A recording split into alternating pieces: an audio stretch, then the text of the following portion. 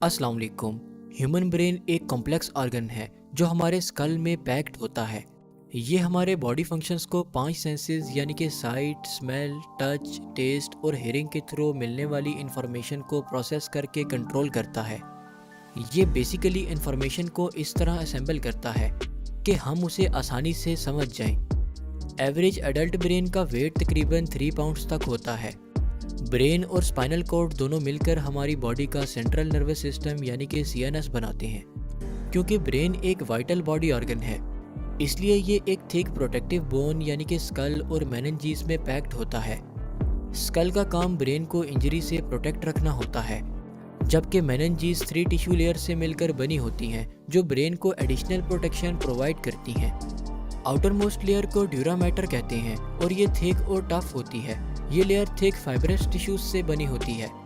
Middle layer को एराकनॉइड कहते हैं और ये थिन और ट्रांसपेरेंट होती है। ये लेयर भी फाइब्रस टिश्यूज से बनी होती है। इनर मोस्ट लेयर को पिया मैटर कहते हैं और ये थिन और वेस्कुलर लेयर होती है जो ब्रेन सरफेस के साथ डायरेक्टली अटैच्ड होती है। एराकनॉइड और पिया मैटर के दरमियान खाली स्पेस में एक खास फ्लूइड होता है जिसे सेरिब्रोस्पाइनल फ्लूइड कहते हैं।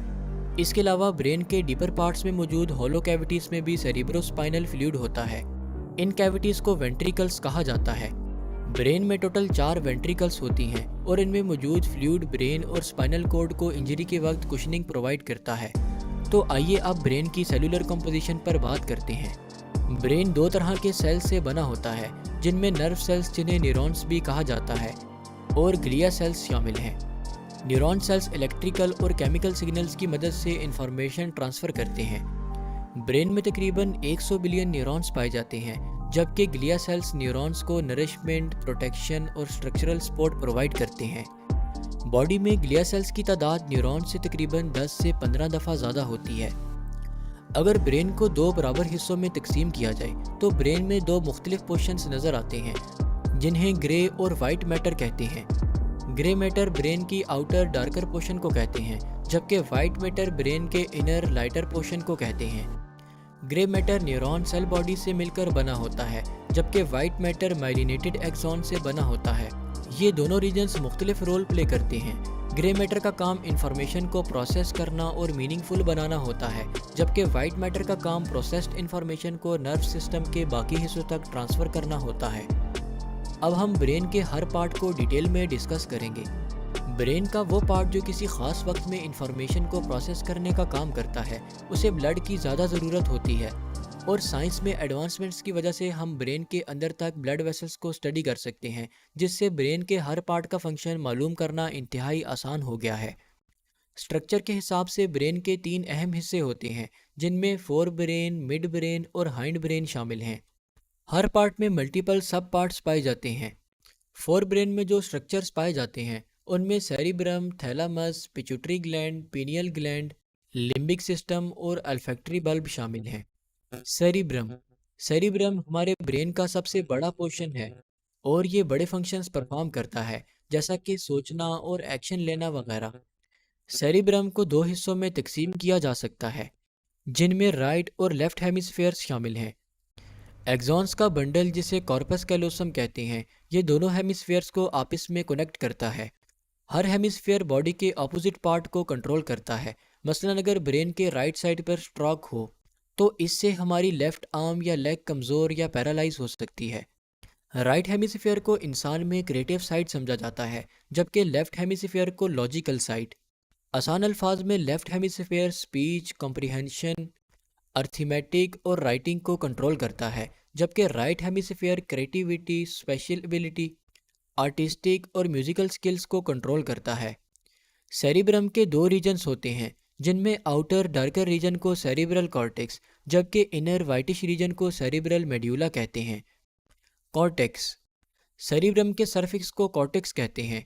ये हिल्स और वैलीज की तरह फोल्डेड अपीयरेंस में नजर आता है। न्यूरॉन सेल्स बॉडीज की वजह से कॉर्टेक्स का कलर ग्रे होता है। आप सेरिब्रल कॉर्टेक्स को ऑरेंज पील की तरह समझ सकते हैं।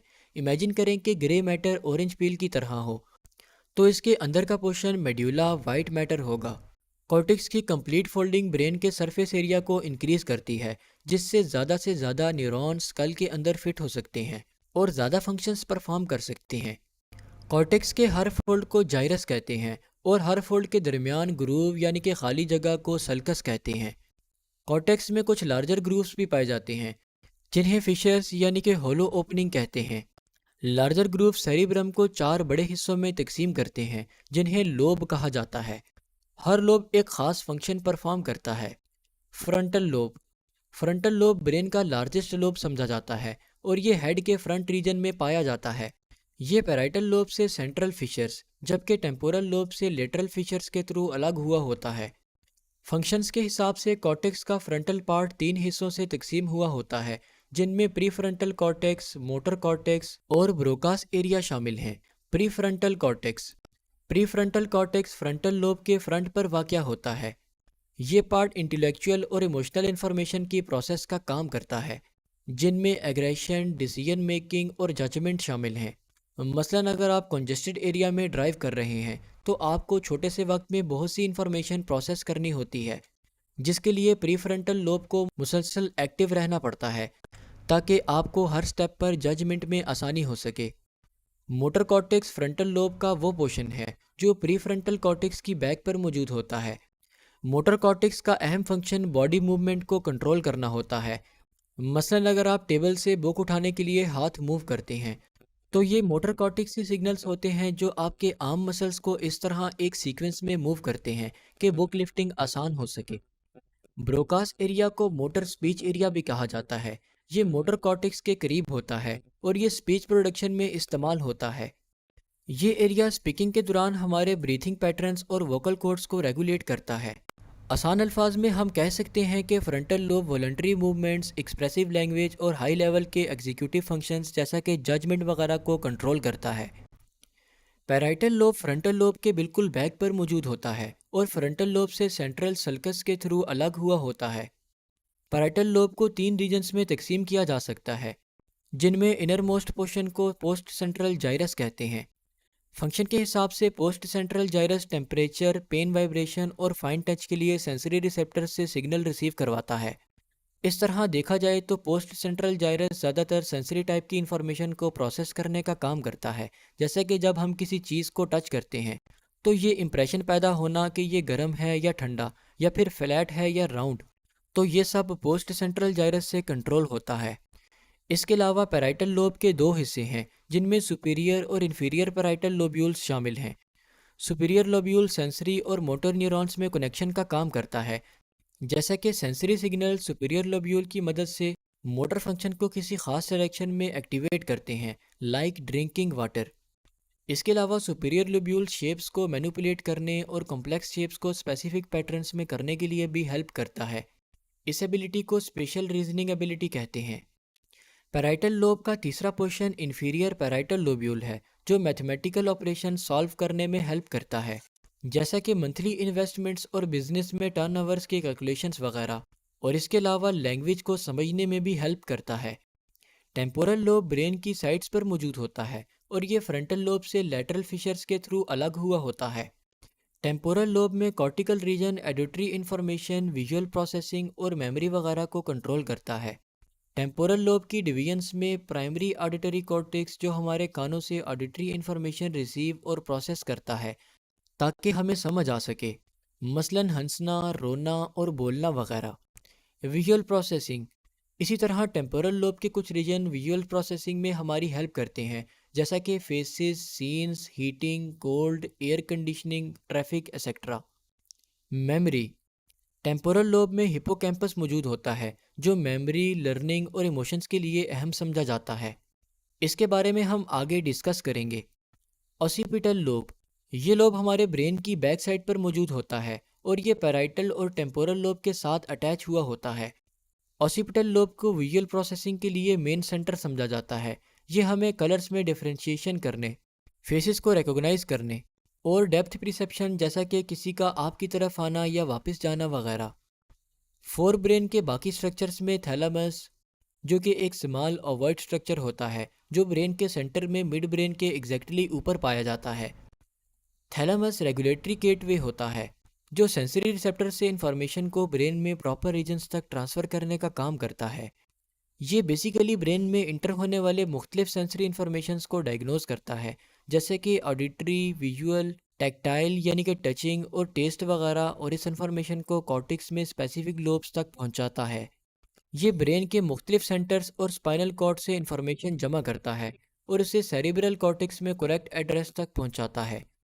इसके अलावा thalamus regulation of sleep, alertness और वेकिंग अप को भी कंट्रोल करता है। The limbic system. Limbic system एक कॉम्प्लेक्स स्ट्रक्चर है जो सेरिब्रम के एग्जैक्टली नीचे पाया जाता है। इस रीजन में हाइपोथैलेमस, हिपोकैम्पस और अमाइगडेला मौजूद होते हैं। हाइपोथैलेमस। हाइपोथैलेमस थैलेमस के बिल्कुल नीचे और पिट्यूटरी ग्लैंड के ऊपर मौजूद होता है।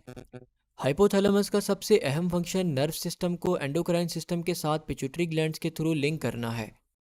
हाइपोथैलेमस कुछ सोमैटिक फंक्शंस को भी कंट्रोल करता है, जैसा कि बॉडी टेम्परेचर, स्लीप और भूख लगना वगैरह। हिप्पोकैम्पस। हिप्पोकैम्पस सेरिब्रम के मीडियल टेम्पोरल लोब में पाया जाता है। हिप्पोकैम्पस का स्ट्रक्चर सी हॉर्स की तरह होता है। हिप्पोकैम्पस का अहम रोल मेमोरी फॉर्मेशन है। यह खासकर न्यू मेमोरीज और इमोशंस और सेंसेस को कनेक्ट करने के लिए अहम रोल प्ले करता है, जैसा कि स्मेल एंड साउंड मेमोरीज। अगर किसी इलनेस की वजह से हिप्पोकैम्पस का एक या एक से ज़्यादा पार्ट्स डैमेज हो जाएं, जैसा कि अल्जाइमर डिजीज़, या फिर किसी एक्सीडेंट में हिप्पोकैम्पस डैमेज हो जाए, तो इससे मेमोरी लॉस और न्यू मेमोरी सेव नहीं हो सकती। एमिगडेला। एमिगडेला एक स्मॉल रफली राउंड स्ट्रक्चर होता है जो मीडियल टेम्पोरल लोब में हिप्पोकैम्पस के बिल्कुल फ्रंट पर पाया जाता है। एमिगडेला का काम इमोशनल और बिहेवियरल कैरेक्टर्स पैदा करना है, जैसा कि खौफ का एहसास, खुशी का एहसास और सोशल कम्युनिकेशन करना वगैरह। इसके अलावा एमिगडेला ब्रेन के रिवॉल्व सिस्टम के साथ भी कनेक्ट हुआ होता है, जैसा कि अच्छा खाना खाते वक्त या किसी से प्यार करते वक्त ये खुशी की फीलिंग पैदा करता है। और ये स्ट्रेस रिस्पांस में भी हेल्पफुल होता है, जैसे कि फ्लाइट एंड फाइट रिस्पांस, जैसे कि किसी डॉग बाइट की वजह से दोबारा डॉग्स के सामने अलर्ट होना वगैरह। अगर मैगडेला में कोई ज़ख्म हो जाए तो इससे पर्सन की एक्सप्रेशनेबिलिटी और स्ट्रेस के वक्त कंट्रोल ख़त्म हो जाता है। Pituitary glands. Pituitary glands P shaped glands होते हैं जो ब्रेन में हाइपोथैलेमस के साथ पिट्यूटरी स्टॉक के थ्रू अटैच्ड होते हैं। ये स्कल के बिल्कुल सेंटर में नोज ब्रिज के बिल्कुल बैक पर मौजूद होते हैं। पिट्यूटरी ग्लैंड्स का मेन फंक्शन नर्व सिस्टम को एंडोक्राइन सिस्टम के साथ लिंक करना है। ये बहुत से हार्मोन्स रिलीज करते हैं जो ग्रोथ, मेटाबॉलिज्म, सेक्सुअल डेवलपमेंट और रिप्रोडक्टिव सिस्टम में अहम रोल अदा करते हैं। Olfactory bulb. Olfactory bulb frontal lobe की इंफीरियर बॉटम साइड पर मौजूद होते हैं। ऑल्फैक्टरी बल्ब नोज से ब्रेन की तरफ इंफॉर्मेशन डिलीवर करते हैं और इसीलिए ये प्रॉपर सेंस ऑफ स्मेल के लिए बहुत ज़रूरी है। Pineal glands. Pineal glands third ventricle के साथ अटैच्ड होते हैं। ये मेलाटोनिन सिक्रीट करते हैं और बॉडी की इंटरनल ग्रोथ और सर्केडियन रिदम्स को रेगुलेट करते हैं। अगर पीनियल ग्लैंड्स प्रॉपरली काम ना कर रहे हों तो हमारे स्लीपिंग पैटर्न्स डिस्टर्ब हो जाते हैं, जो इंसोम्निया की वजह बनते हैं। पीनियल ग्लैंड सेक्सुअल डेवलपमेंट में भी कुछ रोल अदा करते हैं। Mid brain. Mid brain cerebral cortex के नीचे और हाइंड ब्रेन के ऊपर ब्रेन के सेंटर में मौजूद होता है। मिड ब्रेन ब्रेन का स्मॉलेस्ट रीजन है। मिड ब्रेन हमारे विजुअल और ऑडिटरी सिस्टम के लिए रिलाई स्टेशन का काम करता है। क्रेनियल नर्व्स के 12 पेयर्स में से 2 pairs of nerves exactly mid brain से निकलती नजर आती हैं, जिनमें ऑक्यूलोमोटर और ट्रोक्लियर नर्व्स शामिल हैं, जो आइज और आईलिड्स की मूवमेंट को कंट्रोल करती हैं। मिड ब्रेन के पार्ट्स में रेड न्यूक्लियस और सब्सटेंशिया निगरा बॉडी मूवमेंट को कंट्रोल करने का काम करते हैं, और इनमें large number of dopamine producing neurons मौजूद होते हैं। और सब्सटेंशिया निगरा से निकलने वाली नर्व्स की डिजनरेशन पार्किंसंस डिजीज़ की वजह बनती हैं। Hind brain. हाइंड ब्रेन हमारे ब्रेन के 3 अहम रीजन्स में से एक रीजन है जो ब्रेन के लोअर बैक पार्ट में मौजूद होता है। हाइंड ब्रेन के 3 अहम पार्ट्स होते हैं, जिनमें पोन्स, सेरिबेलम और मेड्यूला ऑब्लोंगेटा शामिल हैं। आपने यकीनन ब्रेन स्टेम के बारे में सुना होगा, जहां मिड ब्रेन, पोन्स और मेड्यूला आपस में ज्वाइन होते हैं। ये बेसिकली ब्रेन और स्पाइनल कॉर्ड के दरमियान इंफॉर्मेशन ट्रांसफ़र के लिए ब्रिज का काम करते हैं। सेरिबेलम। सेरिबेलम हाइंड ब्रेन का सबसे बड़ा पार्ट है। सेरिबेलम ब्रेन की बैक साइड पर ऑसिपिटल लोब के नीचे पाया जाता है। सेरिब्रल कॉर्टेक्स की तरह इसके भी 2 हेमिस्फीयर्स होते हैं। हर हेमिस्फीयर अपनी तरफ की हाफ साइड ऑफ बॉडी में मोटर एक्टिविटी को कंट्रोल करता है। सेरिबेलम बेसिकली मसल्स मूवमेंट को रेगुलेट और कोऑर्डिनेट करता है। पोस्चर और बैलेंस में हेल्प करता है। गॉड डायरेक्टेड और स्पॉन्टेनियस मूवमेंट को कोऑर्डिनेट करता है। और कुछ कॉग्निटिव फंक्शंस जैसा कि लैंग्वेज सीखना, बाइसाइकिल चलाना और म्यूज़िक बजाना वगैरह उनको कंट्रोल करता है। पोन्स पोन्स मेड्यूला और मिड ब्रेन के दरमियान पाया जाता है। देखने में पोन्स मेड्यूला का लार्ज सेक्शन लगता है, जबकि पोन्स ऑटोनोमिक नर्व सिस्टम में अहम रोल अदा करता है, जैसे कि ब्रीथिंग और डाइजेशन वगैरह। ये सेरिबेलम और सेरिब्रम के दरमियान मोटर इन्फॉर्मेशन के लिए रिलाय का काम करता है। अगर पोन्स में इंजरी हो जाए तो इससे इम्पेयर्ड ब्रीथिंग और कोमा हो सकता है। Medulla oblongata medulla oblongata pons और स्पाइनल कॉर्ड के दरमियान मौजूद होता है, लिहाजा ये ब्रेन स्टेम का सबसे इन्फीरियर पोर्शन होता है। इसके फंक्शंस इनवॉलंटरी होते हैं और हम मेड्यूला ऑब्लोंगेटा के बिना ज़िंदा नहीं रह सकते, क्योंकि ये कुछ इंपॉर्टेंट फंक्शंस कंट्रोल करता है, जैसा कि breathing, blood pressure, cardiac rhythms और स्वेलविंग वगैरह। ब्रेन स्टेम का पार्ट होने की वजह से मेड्यूला ब्रेन से स्पाइनल कॉर्ड की तरफ नर्व मैसेजेस की ट्रांसपोर्टेशन का काम भी करता है। जैसा कि हमने ब्रेन के स्ट्रक्चर के बारे में स्टडी किया, तो आइए देखते हैं कि इंफॉर्मेशन ब्रेन से बॉडी की तरफ कैसे ट्रांसमिट होती है। ब्रेन स्पाइनल कॉर्ड और क्रेनियल नर्व्स के 12 पेयर्स के थ्रू बॉडी के साथ हर वक्त कम्युनिकेशन में रहता है। Cranial nerves peripheral nervous system यानी कि पीएनएस का पार्ट हैं। क्रेनियल नर्व्स के 10 पेयर्स ब्रेन स्टेम से निकलकर hearing, eye movement, facial sensations, taste और स्वेलविंग और movement of face, neck, shoulders और टंग मसल्स को कंट्रोल करती है, जबकि स्मेल और विजन के लिए क्रेनियल नर्व्स सेरिब्रम से निकलती हैं। आखिर में आइए देखते हैं कि ब्रेन की प्रॉपर फंक्शनिंग के लिए ब्रेन को ब्लड सप्लाई कैसे होती है। ब्लड वेसल्स के दो सेट्स ब्रेन को ब्लड और ऑक्सीजन सप्लाई करते हैं, जिनमें वर्टिब्रल आर्टरीज और इंटरनल कैरोटिड आर्टरीज शामिल हैं, जबकि इंटरनल जैगुलर वेन्स को ब्रेन से हार्ट की तरफ ब्लड मूवमेंट के लिए अहम समझा जाता है। होप सो आज की इस वीडियो से आपको काफ़ी कुछ ज़रूर नया जानने को मिला होगा। मैं आपका होस्ट साद खान आपसे मिलूंगा किसी नई वीडियो में किसी नए टॉपिक के साथ। तब तक के लिए अल्लाह हाफिज़।